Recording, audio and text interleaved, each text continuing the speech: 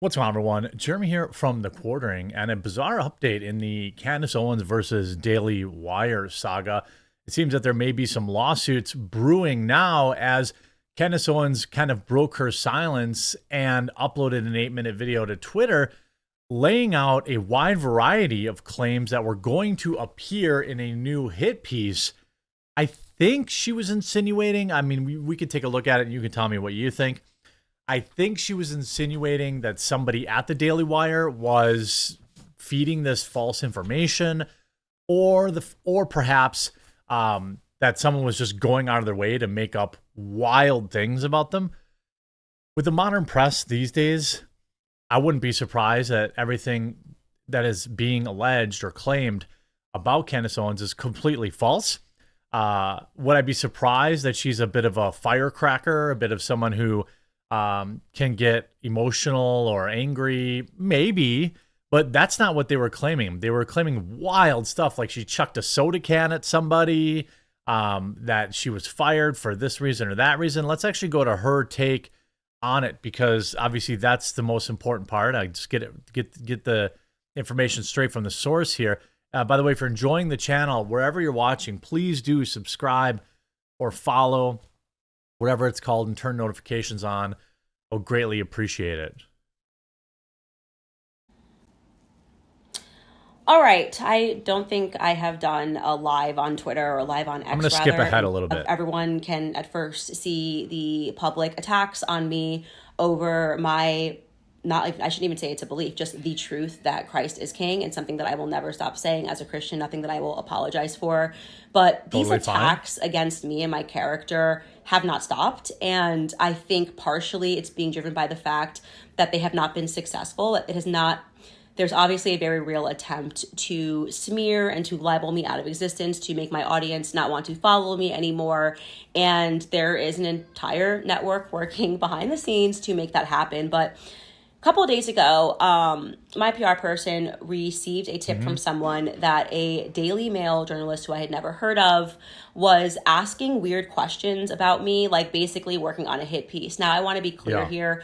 I do not at all blame. It is tempting for a journalist or thinks that they have a story here when everything that I am currently writing a story focused on how Candace Owens came to leave the Daily Wire. Oh, okay. I wonder what or who is behind the story. I don't know. You tell me who she's insinuating here. I assume she's insinuating either Ben Shapiro directly or the Daily Wire directly. I could be wrong. Let me know in the comments which one, who you think she's insinuating is behind this. Any response, either in an official statement or from sources close to Candace, on the following information would be greatly appreciated. We have heard from multiple sources that Candace's dismissal from the Daily Wire was in large part, quote unquote, financial. That her show just wasn't making the company enough money to justify continuing her employment. That's entirely possible. It seems unlikely. Her show is just as popular as any other show on that channel. We now know that Daily Wire made $22 million last year selling chocolate bars and razors alone. To me, I mean, if you look at viewership on Candace Owens versus Ben Shapiro, I would say they're relatively similar. Ben Shapiro's viewership is kind of artificially inflated by short form video. Long form video, I would say Candace is probably just as popular, although the podcast, stuff like that, Ben's got a bit of a head start. It is also claimed that she, quote unquote, blamed producers for her show's failures and that she refused to work with certain advertisers. We have also heard that senior management felt they had a moral obligation to terminate Candace's employment due to what has been described as her increased anti-Semitism and her conspiracy theories. That part is probably true. You don't have to be one of those, a noticer to assume that was ruffling some feathers. Her speaking out loudly, proudly on certain issues. In terms of not wanting to work with certain advertisers, that's entirely likely. Even with my deal with the Mean Green website. By the way, have you downloaded the app yet? Download the app to that R site. Some websites don't even seem like they suppress you if you even mention it. If you tried it out a long time ago, try it again. It's been updated so many times, and follow the quartering on there and tune in 5:30 Eastern every weekday for my live stream. I would absolutely appreciate and love that. But in terms of, I want to say, even with my deal with them, I've absolutely turned down advertisers before. It's not uncommon for a creator to turn down an advertiser. That's not really, that's not that odd. Others have said that Candace was mean to and mistreated the junior staff members at the Daily Wire, including, ready guys, makeup artists and interns. One source described a scene in which Candace allegedly threw a canned drink at someone. Do I believe that she was mean to somebody? 100%. 100% I believe that she was mean to somebody, but that's it? Everything else seems wild. Do I think she chucked a can of soda at somebody? Probably not. Not based on her reaction to that. Her confidence in refuting this seems pretty strong in that, she seems very confident that there's no evidence of that. So I would say she probably didn't do that. Also, I would suspect if she did do that, that person would have filed some sort of complaint, or the company might have been sued over it. Okay. This is sending me. I'm now throwing canned drinks at employees, mean to junior employees, yelling at the makeup artists. Separately, what would Candace say to claims that she has been homophobic and anti-Semitic, particularly on her social media, and that she has peddled conspiracy theories? So, all those things I could see a normal journalist asking. She's obviously got several very public spats with people of a particular religion, a particular mindset / belief. So the mainstream media generally, if you question something or if you criticize somebody, you're suddenly anti them. That's not surprising to me. That's very common for the mainstream media. She's obviously a person of faith. I think she's recently converted or reconverted to Catholicism. So along with being Catholic or Christian, of course, automatically you must be phobic of many things. This hit piece sounds like they're grasping at straws to me, but her reaction to it also adds to the fact I don't necessarily believe it. So here is what is clearly happening. The attacks on me over me not backing down on being a Christian are failing. So now we're just moving to full-on character mischaracterizations. I have worked in politics for now 8 years. If you think that if there is a single person that wishes to come forward and to say that I mistreated them, I welcome you to do it.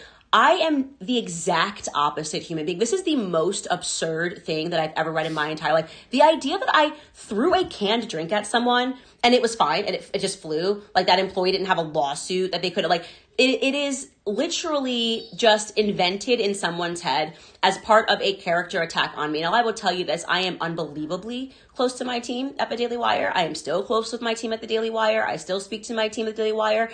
In fact, this past weekend, I was at the wedding of the most junior person at the Daily Wire, this young girl named Markella, who I absolutely love to work with every day. The makeup artist left the Daily Wire with me and is still working with me. Her name is Evelyn. My producer, my executive producer, I had the same one for the entire time I was at Daily Wire. Yeah. She is on maternity leave. And when I just called her and told her this, she was like, nobody contacted me for this, loves her. We're going to pretend it's the opposite so that other people who might want to work with her go, maybe not. She's like throwing canned drinks at people. She just gets angry at makeup artists and just like throws a soda pop. She's just like, take this Coca-Cola. I don't like the way my lashes are done today. That is the actual phase that we are at now, in the absolute desperation to defame me and to tarnish my name, for the simple fact that I won't be apologizing for saying Christ is King.